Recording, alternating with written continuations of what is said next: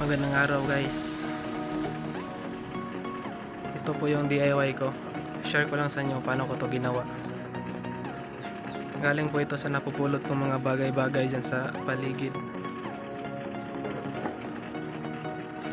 Magsimula tayo dito sa labas. Galing ito sa sirang microphone na nakita ko lang sa basurahan. Pinulot ko na, sayang naman, maganda pa naman yung box niya. Ayan. At ito, screen po ito ng lumang maliit na electric fan na tinapunan din sa basurahan. Then meron po itong 4 volts na motor, then propeller, at ito po yung LED nya. Nilagyan ko po ito ng LED para pag mag-run out, magamit rin pang ilaw. Ito po ang switch ng LED.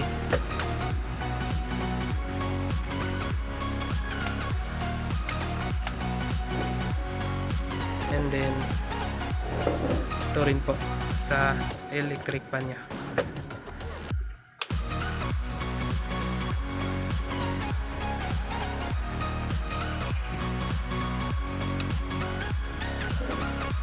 Ngayon, dumako na naman tayo dito sa loob niya.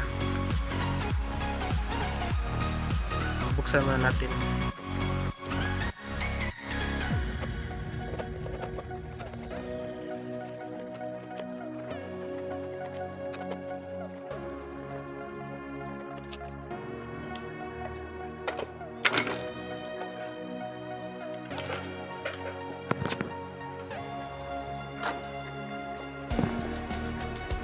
Dito po makikita po natin itong switch, diode, wire, at saka yung battery nya. At ito po yung switch dun sa LED. So, ganito lang po yung connection yan.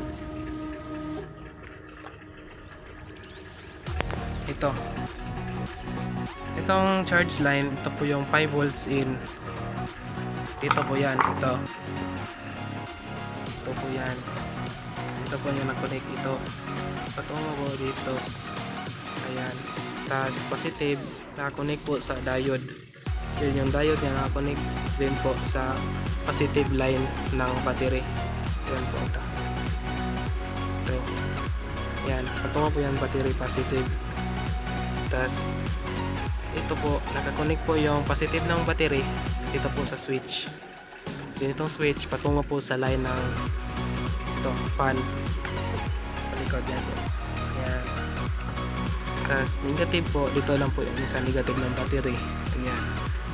Negative charge. Connect po sa negative ng battery. Patungo po dito. Ito, negative po ito ng LED. Ayan. Tapos, itong diode, ito.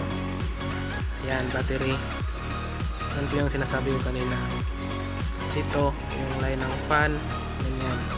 Switch. Saka ito pong motor niya. Then ito, negative. Ganyan lang din. Switch ng LED ito. Galing po ito dito sa positive line. Yan, galing po yan ng battery.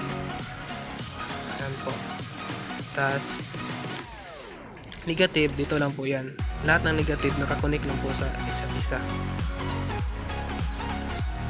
Tapos itong pong battery, galing po ito sa old mobile phone na 3,900 mAh. Kaya hindi po ito ganun kabilis malubat.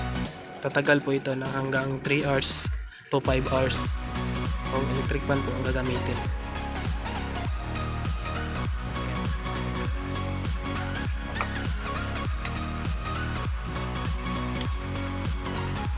Kung may natutunan po kayo, paki-subscribe naman ang munting channel ko.